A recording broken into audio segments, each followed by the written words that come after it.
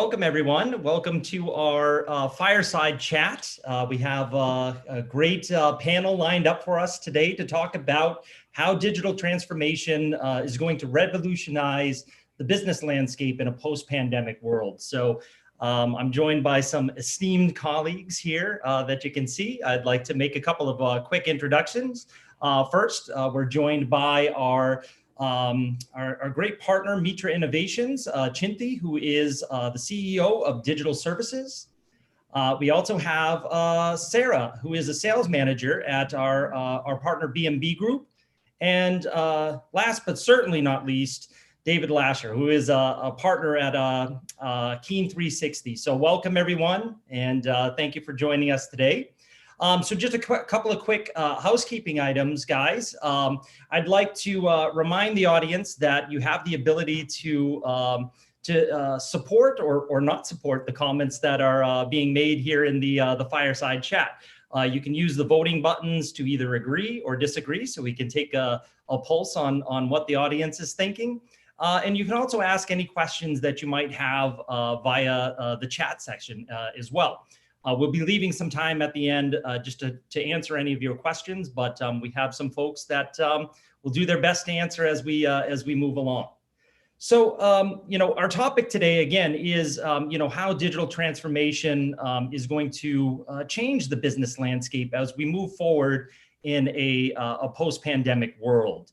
So if we think about how that landscape has changed, one thing that, it's done is it's really exposed a lot of broken processes that, some organizations have. Other organizations, it's completely decimated some industries, right? If we look at hospitality, transportation, airlines, our education systems, right? All of this has been affected, by the pandemic. So we've been forced to accelerate our timelines on digital transformation. It's always been on everyone's roadmap, but that roadmap may have been 3 to 5 years. Well, the pandemic hit and that accelerated that timeline to weeks, if not days, to get things changed. So, we're looking at it from the perspective of, these business leaders have had to adapt very quickly to these changing environments. And, where they're making these changes today and making investments, how is that going to shape the landscape going forward?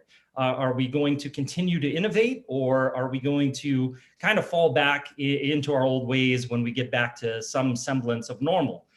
So that's really why we've gathered the panel today to kind of have this conversation and get some thought leaderships from our partners within the industry. So where I'd like to kind of start off the conversation, guys, I'll throw out a topic.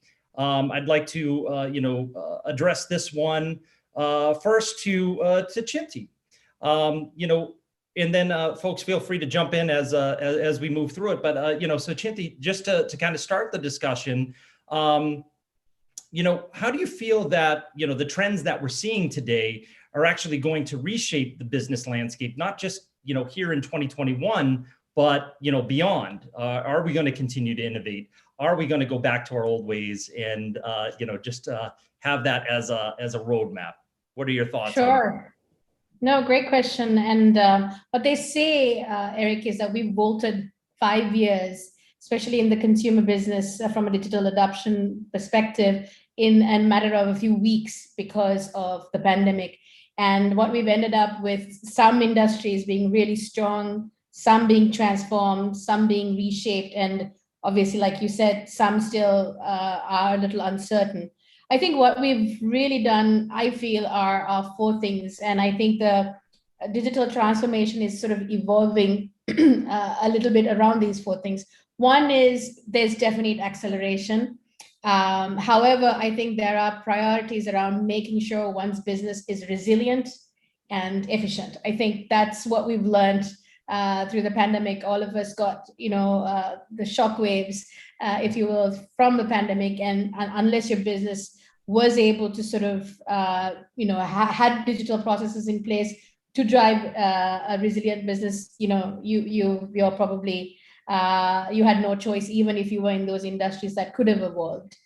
I think the second thing is the need to really, drive interoperability across your value chain. I think that has accelerated the need.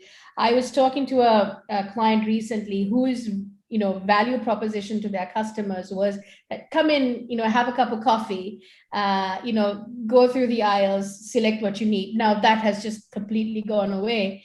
Now, the only way that they can operate and they can be successful is through interoperability. They need to be able to connect not just to their customers, but also to their partners and other businesses that are sort of driving. So that we will see that continuing to happen, because people will find that that will drive a lot of efficiencies, a lot of cost savings, which has been sort of another focus for organizations.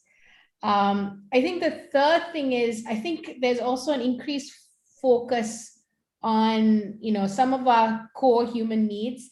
A lot of individuals lost their jobs. I can talk of another example of a few chefs who all of a sudden there were no restaurants, there was no work for them, and now they are sort of really driving digital innovation. I think we're going to see an influx of entrepreneurs coming, really addressing core human needs and finding ways to digitize that. I think that's a very interesting trend, and I think we'll continue to see it, because I think our behaviors have completely changed, isn't it? We're no longer operating the same way that we did. And I think perhaps the last one is what I like to call Uberization of all services, monetizing things without having too much of a major investments. I think we'll continue to see a lot of that. And I hope it sort of continues to accelerate and continues to look at ways that we can prioritize our roadmap, if you will. Absolutely. I think you made some great points, Shinti. David, Sarah, what are your thoughts? Yeah, I think I really agree with Shinti on what she said on all of the points, very important points. And we've seen it really firsthand in our region as well. We've seen a lot of acceleration in digitization and innovation, and definitely it won't stop, because I think in 2020, what organizations did first is just try to adapt and survive, but now they're going to try to sustain those initiatives, those digital initiatives that they started, because at the time they were just quick decisions, but they're going to be long-term strategies, because they've definitely seen some benefits from them. And another thing that I've noticed also in the market is some shift of priorities, because even the most innovative of companies would always focus on the customer, innovate for the customer. It's very important.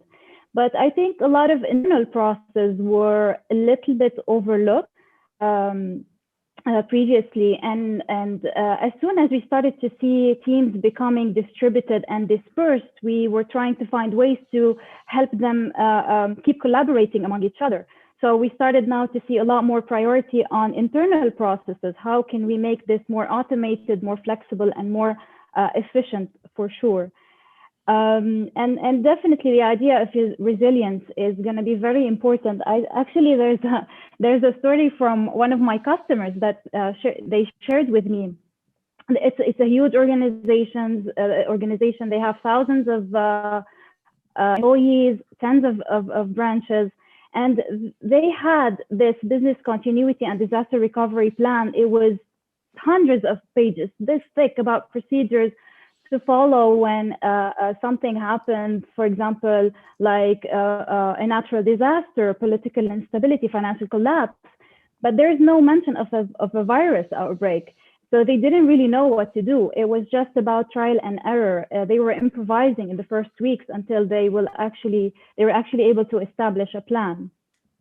And definitely the human factor in business has become much more important. And going forward, I think HR are going to deal with a lot more issues than before, like mental health, like safety. These things that are going to be extremely important, because if you maintain the well-being of your team, they're definitely going to perform better. Yeah. Yeah, and I might, Eric, add the pandemic has been what the economists call an exogenous event, right? Something that nobody foresaw, nobody was planning for. These kinds of events are going to be lethal to some industries or technologies, right? At least in the short term. But then on the other hand, these kinds of events always create opportunities as well. Creative destruction, as it is sometimes called, right? And I think that a key lesson from this event, for those of us that work in the technology world, and especially for the decision makers in the technology world, and I'm including the CFOs and the CEOs in that, right? I think a key lesson is that not everything can be foreseen, not everything can be planned for, and so this should bring attention to the need for agility, not just with lip service, not just as a technical team kind of exercise, getting certified in Scrum, right? I mean, that's fine, but it's not sufficient, right? I, I think what, at a strategic level, executives, leaders of organizations need to start thinking about is what strategically and organizationally has technical complexity limited us to in recent decades, and what can we do to escape the strategic constraints? This isn't just a CIO discussion, right? The strategic constraints that technical complexity imposes on our organizations, right? So what I kind of think is that maybe this is a little bit of a wake-up call. I think in the short term that, of course, budgets are going to be scaled back. There's confusion. Nobody's going to really know. But what I am hoping is that for those who make decisions about how to use technology to execute on their organizational missions, that they're going to come to see more so than ever, with better clarity than ever, that really the big question is, how do I remove complexity within my organization? So that's an impression for me. Yeah. No, I think that that's a very valid point. And you also, you had mentioned that, it's not just a CIO discussion, right? We've also recognized, one thing that I've recognized at least, is how effective we've been able to remain throughout this pandemic. Everybody, especially in sales, we're always worried about, how are we going to, maintain those relationships with our customers? How are we going to, manage our teams if we don't have them in a centralized location? But we've been able to remain, because of technology and because of investments, that we've been able to remain very, very effective remotely. So I'm wondering, has that changed the landscape? Are my air miles going to go down now because I don't have to fly everywhere? To have a conversation with a customer. Can we get rid of some of our real estate as a business? Right, we have offices in multiple locations. Can we consolidate that down and add that to our bottom line, not having that that expense? What are your thoughts? Is it the death of brick and mortar? Is it the death of the traveling salesman? Right. I have a friend who works in a REIT, a real estate investment trust, and not too many blocks from where your offices are, Eric, Yeah. and in Boston. And what they're seeing is that, yes, I mean, if this was a meteor, that the pandemic that just hit planet Earth, planet economy, those who are offering traditional office and retail space, right, along with those who are owning and operating retail malls in the U.S., right, they've suffered a considerable blow, right, and they're going to have to figure out how to repurpose their assets. So yeah, in some industries, I think that this is a huge disjunction from what their histories were and what they were planning to do in the 2020s. So just as an example. I would agree. I think just to add to that, Eric, if you think about how the cycle, if you will, right? As soon as it hits, we're trying to sort of rapidly respond to it.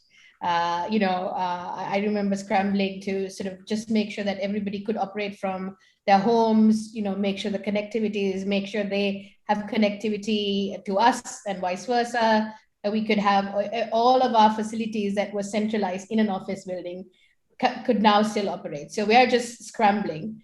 And at some point you start to recover from it. And when you recover, you're really looking at, do I reopen? Do I rehire? Do I rebudget? Do I resupply?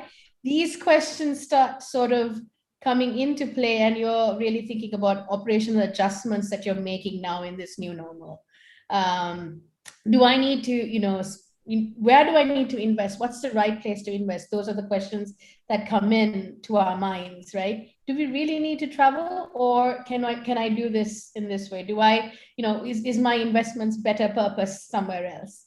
And then I think the journey to renewing oneself, the durability of the business comes into to being, right?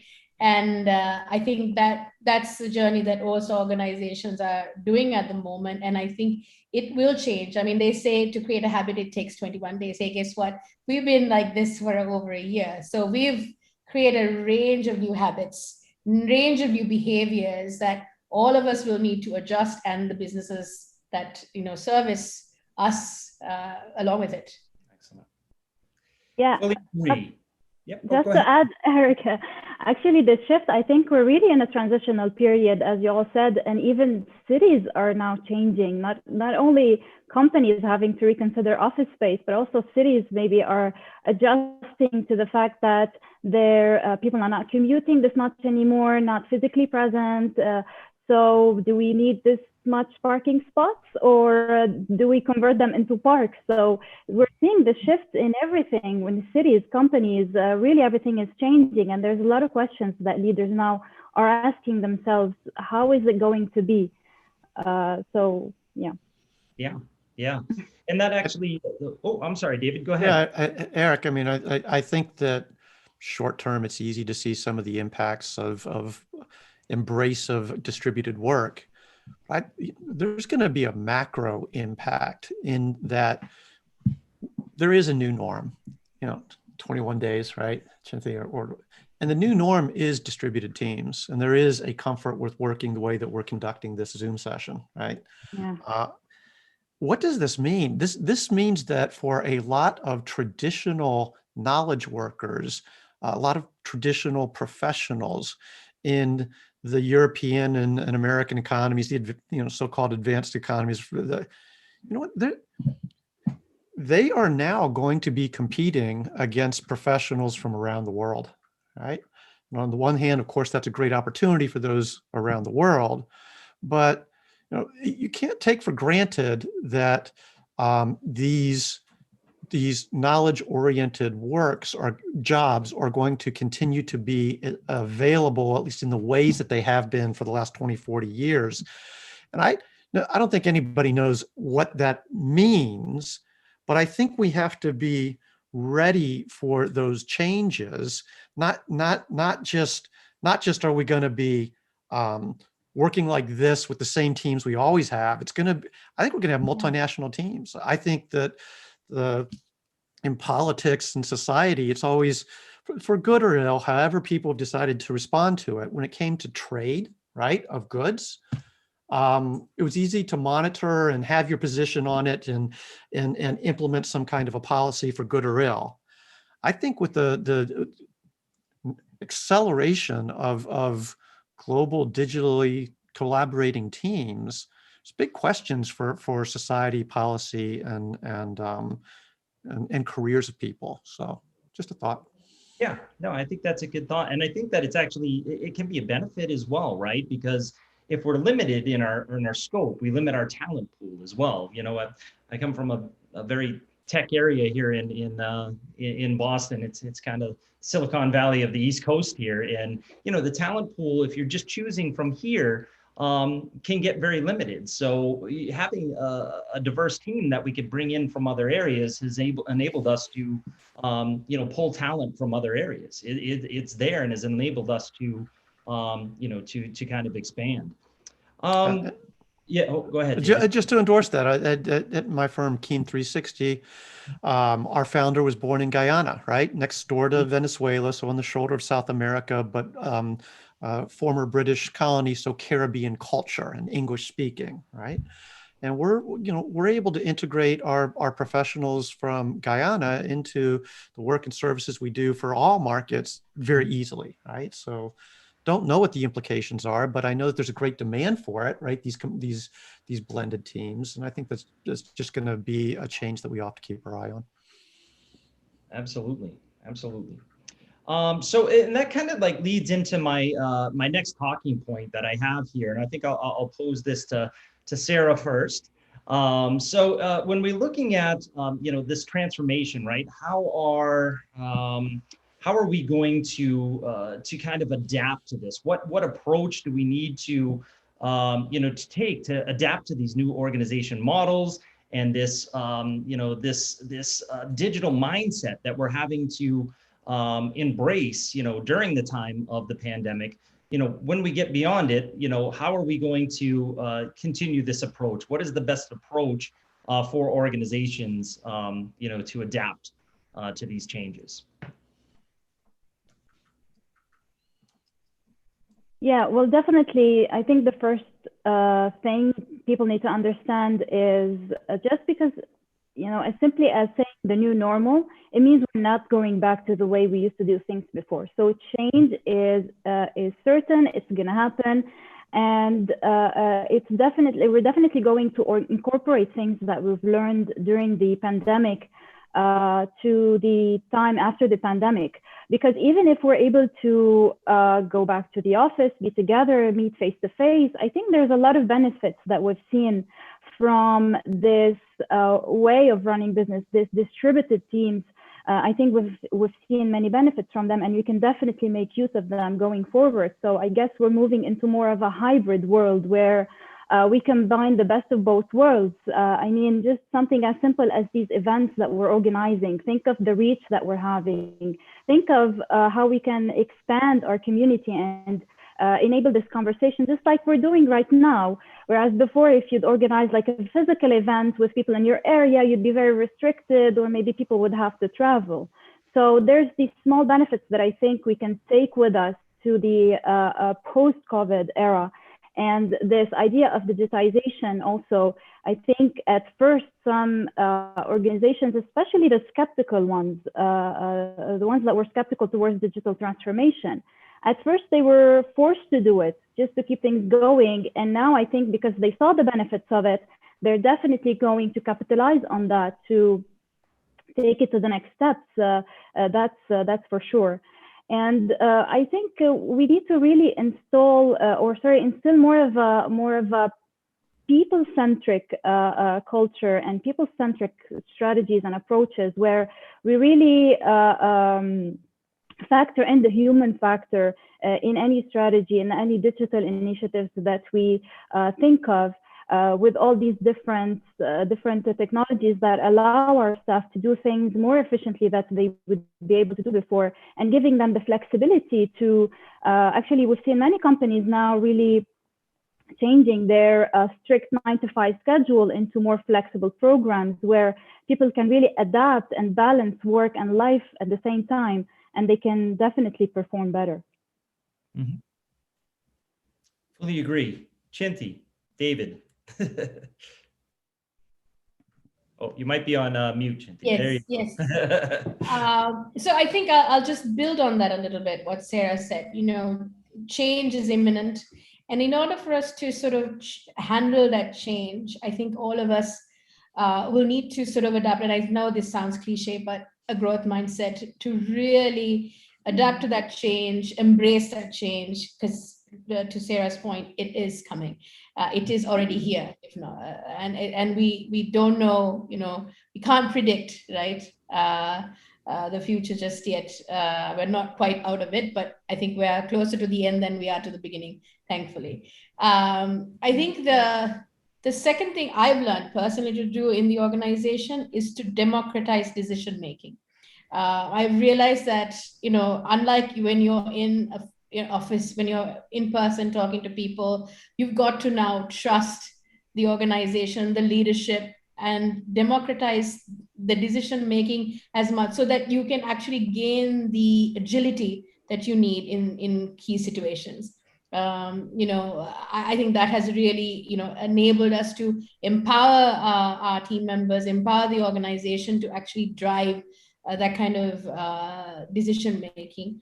I think last but not least, I think to Dave's point as well, we've got to embrace diversity. We've got to embrace partnerships where we can't be in so many places. So we are now more connected, although we are working separately, working remotely. I think the need to stay connected, be connected is now becoming paramount because we can't be, everywhere all the time, right? So I think for me, organizations, whenever they readjust how they operate, will need to be thinking about these things in order for them to not just survive, but thrive through this process.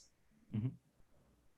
Yeah, I agree with all that. I would endorse it. Just maybe two quick thoughts would be change is inevitable. You can't avoid it. And so you have to adapt to it or anticipate it and get ahead of it, right? So that's inevitable. If the change is inevitable, then and you don't adapt to it, then and then you go out of business, that's not an exogenous event. That's your own doggone fault, right? And then the other thing I would say is, so I'm a little bit of a different point of mind than a lot of people that suddenly we have to manage different or lead different or anything like that. I just think that the imperative to be good leaders and good managers becomes all the more important. It's not that the way that you do so changes very much. So yeah. I would definitely agree with those points, and anybody that knows me knows that I'm not a Boy Scout, but we have an organization here called the Boy Scouts, and their motto is "Be prepared," right? And I think that is one approach that every business is going to have to embrace, right? We'll get through this. To Chinty's point, we're closer to the end than the beginning. But what happens next? Is it COVID-20, COVID-21? Am I going to have a Northeast blizzard here that's going to shut down my business for 2 weeks? Or I don't know if our dear CSO Andy Zambito is on the call today, but lives in Austin, Texas. They were without power for 8 days. They just shut down. Yeah. So what event is going to affect your business, and how are you going to be prepared for that next event? So think of the Boy Scouts, be prepared. Excellent. So in that vein, right? How do we become prepared? So I'm going to pose the next question to David. So given the fact that the pandemic took a lot of organizations by surprise, how do companies build and prepare for that business resilience and agility, not just here in 2021, but the long run as well? Well, it's being ready for change. I mean, organizationally, culturally, I'm going to bring it down a little bit more narrowly this time and talk technology specifically. Okay, because I've been thinking about what this low code arena is, and I've been thinking about the very fundamental question of, is it in fact, as analysts have contended and players in the industry like us have contended, is it in fact something truly different from what came before it? Just cloud-based computing, databases in the cloud, right? Mm-hmm.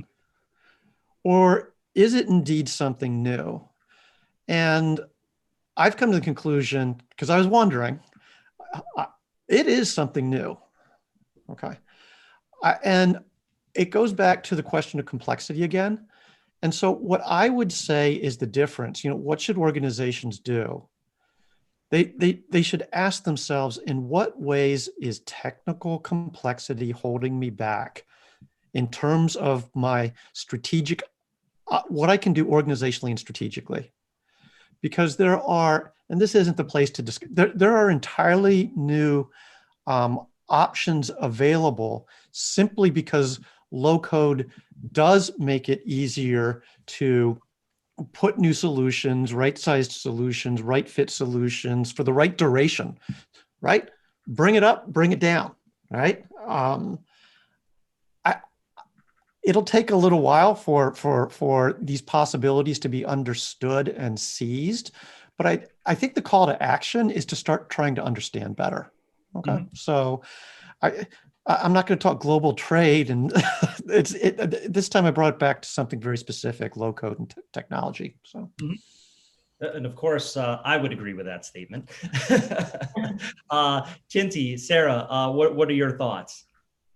Yeah, I think, so digitization is actually a great equalizer if you think about it, right? So Mhm. if you look at brands that are out there, digitization can make or break you, even a very old brand, right? And it's said that 63% of customers actually leave brands because of one poor experience. So they've got to digitize, and doing it fast was proven to be separated the winners from the losers. To David's point, I think platforms that are driving low code no code drives agility.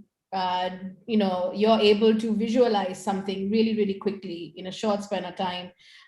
You're able to do it on the cloud, which is driving the cost down, which is another great driver, right? And you're also able to automate things. Automation is also from a technology trend perspective, still a key part of digitization. And I think organizations are going to look long and hard at what they have, internal processes, etc. And at the end of the day, digitization to me is three things. One is digitization of how we connect with our customers. We now need to attract them, transact with them, engage with them, and guess what? Now we need to deliver to them as well. When you think of operations, we've got to, make sure that they're efficient, effective, and they can now evolve and change through situations like that. We talked about the word resilience was thrown around here quite a bit. So our operations also need to be able to evolve in a rapid way, and this is agility, no code, low code platforms are a way to do it. And then last but not least, our workforce needs to sort of also change, right? We've been, how we connect with them, communicate with them, collaborate with them, and not to Sarah's point, how do we care for them? Because in these situations, wellness is a critical focus as well for us. Mhm. Yeah, and I'd like to build again on the low code concept. I'm a huge advocate for low code. And the thing is, the main question that we hear currently is, okay, we'd like to digitize, we'd like to invest in technology, but in these uncertain times, is it really the right time to actually invest? And I think low code is a major player in this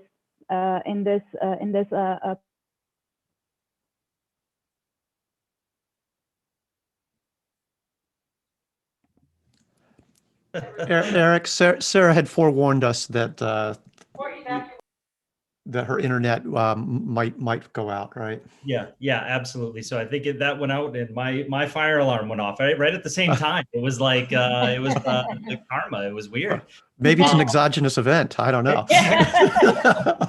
Hey, Eric, I was thinking of something as I was listening to Chinti and Sarah, and I want to, because you asked me the question, and I want to just come back, and I gave the tactical answer from a low code perspective, but I want to bring it back to what it enables strategically. I didn't have this thought pop into my head initially. Most everybody knows what financial options are, right? The option, but not the obligation to buy some financial asset, right? There's also real option theory, right? And real option are, you spend money. I mean, just like a financial option, right? You spend money to create options to give you on an asset that will give you options going forward, right? Mm-hmm. Yeah. Well, real option theory has been around for a long time, but it's been hard. It's hard to figure out, where should I spend my money? Or there's a heavy reluctance on spending the money, and very reasonably so, right? Rationally so. I think where low code comes in at a strategic level and being ready for change is that it really truly can allow organizations to, at very scant spend, right? For very low price tag, create organizational assets, right? New ways of doing business, perhaps that might be contingency or might be exploring a new market in a way that is entirely different than everything that came before it, including platforms like Salesforce, right? So that's what it's creating options. How are you going to do that? That's what you have to do in order to be ready for change. And so I think low code enables that in a way that heretofore has not been rational from a financial perspective. So there you go.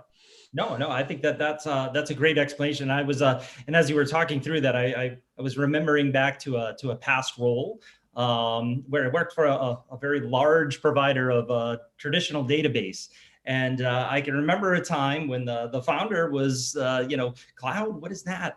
That's a fad. It's not going to take off. It's not going to mean anything to anybody. Well, if you fast forward to today, and we're looking at database in the cloud, autonomous database. This is their business model now. They ramped up very quickly. I'll tell you that. But welcome back, Sarah. Thank you. So as business leaders, we also need the foresight to see just that, right? Where are we going to make the investments that are going to give us the options to adapt very rapidly? If we look at legacy technologies, they're cumbersome, they're bulky, they're not easy to change. We need to be investing in technologies that are going to enable us, to adapt to that. That ever-changing business model. So when you were saying that, that's just what came to mind. I remember just, hey, cloud's a thing. That's a fad. That's never going to take off. Well, and cloud didn't deliver on its value proposition, right? Mm-hmm.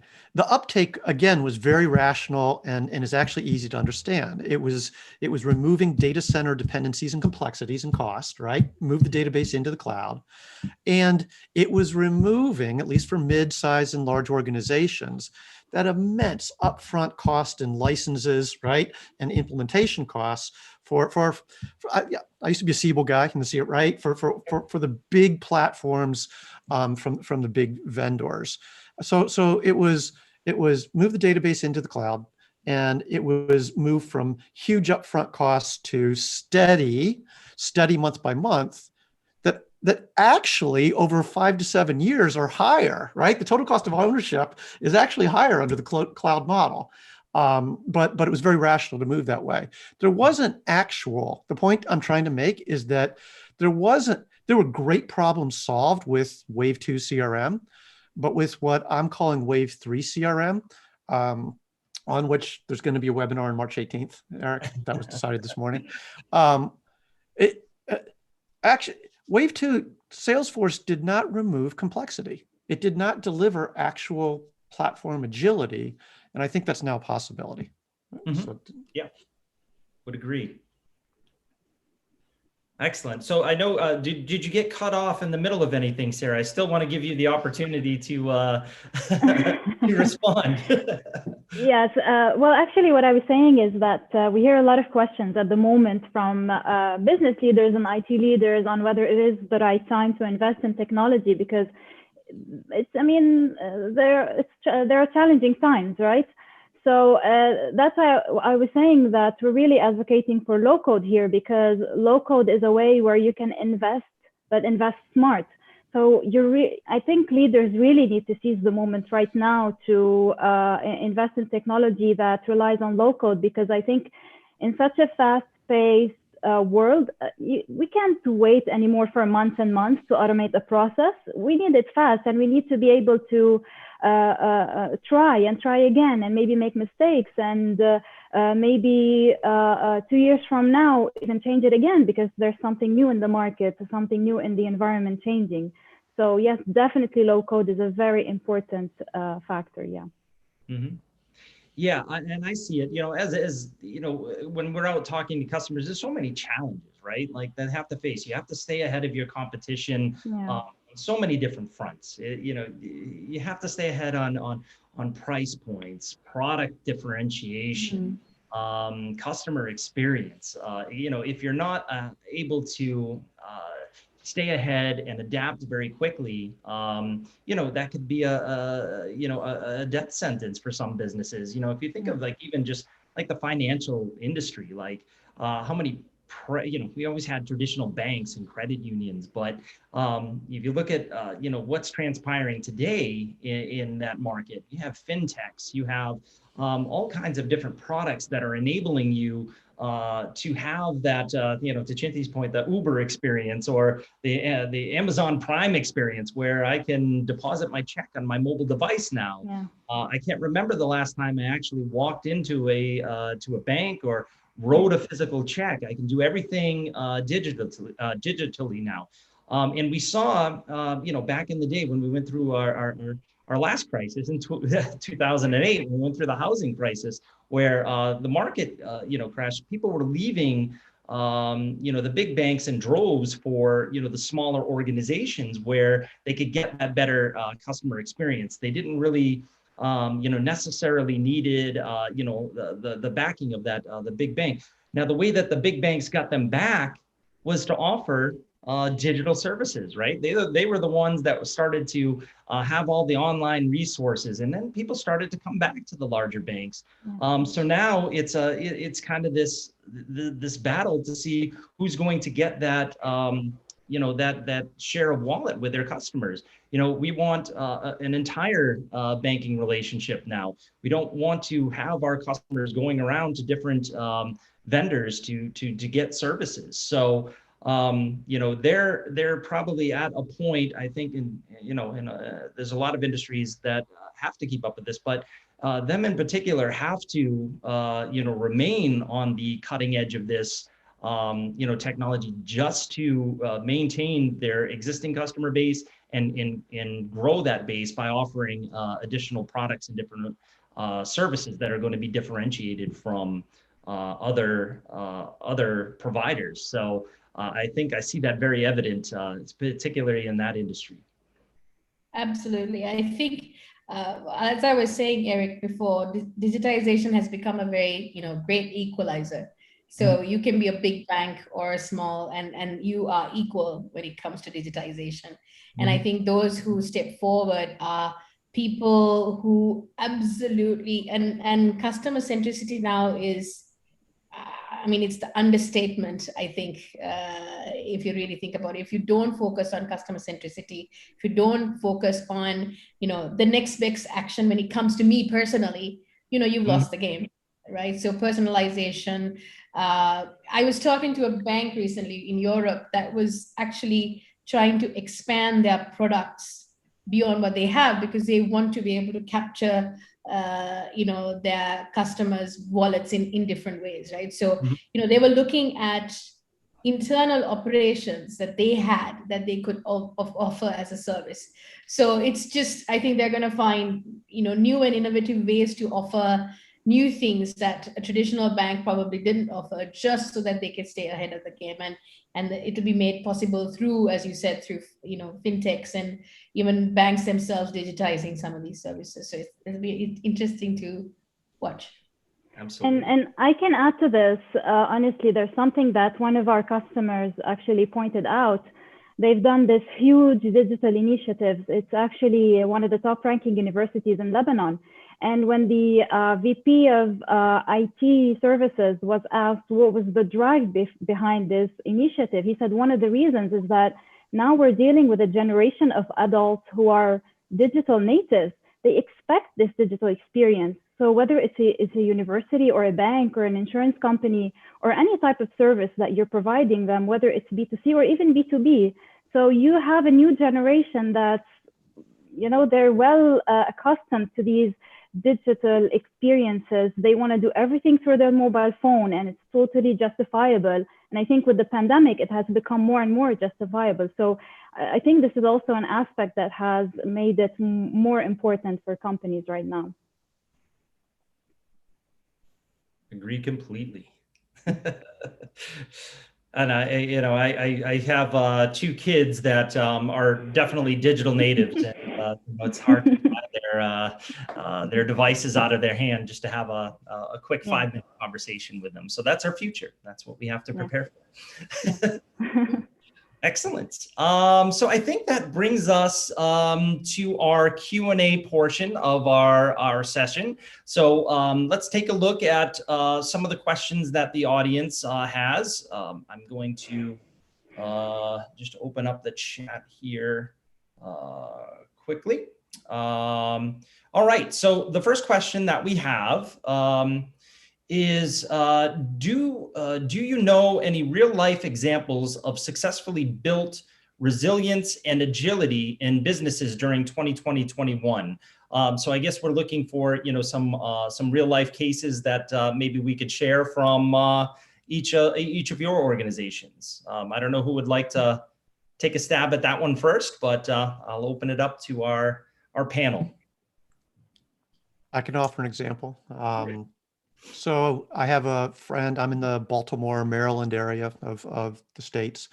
And I have a friend who's CIO at an institutional pharmacy that serves long-term care facilities, right? Mm-hmm. And everybody knows the vaccines came out, right, late last year, early this year. And of course, long-term care facilities were prioritized for distribution, right? Well, this pretty much came out of nowhere. The timelines were exceedingly short, and the consequences of failure of any type were going to be severe, right? So CIO, he had to put together an application for scheduling, fulfilling, following up. And by his estimation, it would have normally taken 2-3 weeks of himself as architect, of course, and 2 or 3 team members, right, to pull together the right application and get it deployed. Right? He was able to get it done in himself with his low-code solution, which is Microsoft. Okay, I want to throw that in. I want people to know that it's not just up-and-coming vendors and companies like Creatio, right, that are in this space with passion and commitment. It's the big guys too. Yep. And so he used the Microsoft low-code tools, and it took him 4 hours to deploy the application that he needed, and that did work successfully. This is shocking, right? Orders of magnitude of change of what you can do and how maybe not resilient, but agile you can be. So, mm-hmm. So that's one I was talking with a buddy about last week. Got it. And I know, Chinti, I don't know, I know that we have a very common example yes, I was just going to say that. Right here in Boston. I'll let you speak to that. Yeah. So I think, you know, Mithra was always a digital services organization. And I think when the pandemic hit, we really put the management team put our heads together, and we really wanted to evolve. You know, doing business the traditional way we knew was not going to work. You know, we hadn't seen the full impact, but we were anticipating it. So one of the things that we were able to do very well was really anticipate the need of what will happen, which was around employee well-being. You know, managing, you know, how people do their, you know, symptom checking, etc. And within a few days, I believe, we came up with a platform using Creatio to actually test, not to test actually, but to validate whether somebody has symptoms or not, so that they can come back to work.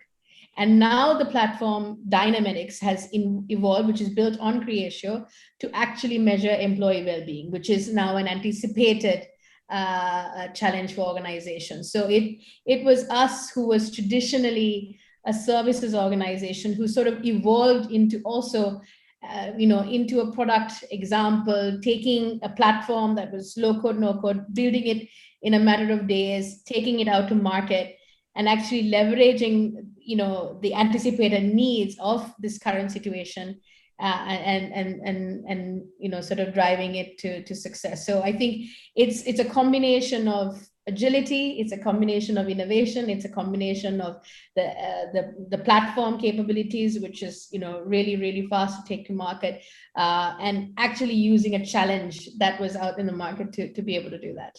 So I wanted to use that as a absolutely. I'll add on to it as well. We had a construction company here in Boston that when the pandemic hit, all construction stopped, right? This is a very large organization. They needed to get back to work, start building these buildings again, and use the Mitra application to get over 500 construction workers back to work, checking in. Have you had these symptoms? Have you come in contact with anybody? Started to track all of that and got them back to work, very, very quickly, distributing this application. So another great example. Sarah, anything on your side? Yeah, from my side, actually, one of my customers really, mainly in January of 2020, I think, we had this plan of expansion of multiple solutions, and they were, basically the plan was to expand to their branches, because before we were focused on the head office operations, so they wanted to expand to their branches. So it was merely a bricks and mortar approach, if you want, back in January of last year. And when COVID hit, we had to stop completely. So no more branches, no more bricks and mortar. And they had to shift completely their vision. And it was actually a good thing for them, because we shifted actually to building applications for providing digital services. So instead of customers coming into their branches and speaking to their customer service officers, now they can interact with them through their mobile application, chat with them, send requests, and receive replies from them. And again, because of having these applications based off of low code and these flexible tools, we were able to really be agile and shift everything towards a new perspective that was actually good for them at the end. So definitely agility is very important, and it has helped them practically, survive through this pandemic. Right. Yeah. I mean, you have to keep that experience the same, regardless of what happened. I'm going to put on mute and let you talk amongst yourselves for a minute. My alarm is going. Well, of course, we're talking about low code, right? Yeah. And we're kind of wrapping up, right? And and hopefully everybody who would have come to this kind of webinar responded to the invitation. They would get it, right? Hopefully they heard a few more stories of today of that reinforced, right, what they suspected.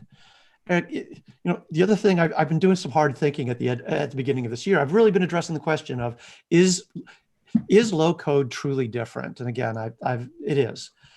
And so what's another way in which it's different?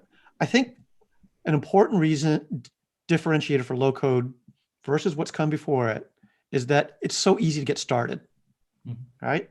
And so what I would encourage and offer as a call to action to anybody who's out there is that if it is so easy to get started, and it is, let's just take that on faith for right now, cost-wise, learning curves, et cetera, then why wouldn't you start, right?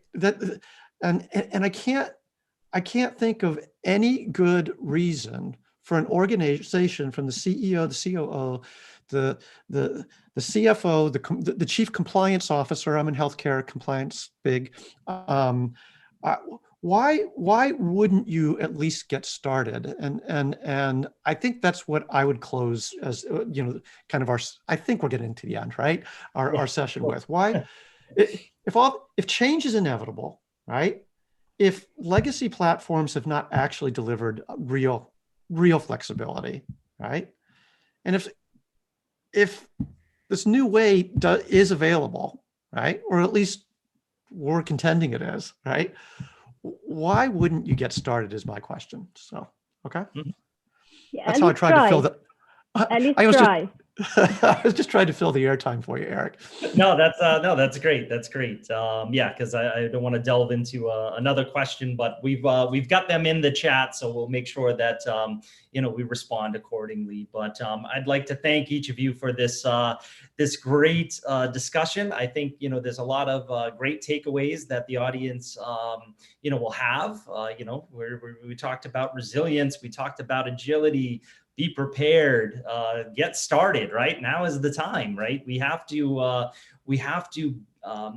embrace this technology, embrace this new way of doing business, and be prepared for what happens next, right? Or even what doesn't happen next. How do we become more efficient and more more adaptable to just even buying behaviors of our customers? We need to be able to embrace that. So again, great thought leadership. We chose a great panel for this discussion, as always. So again, thank you.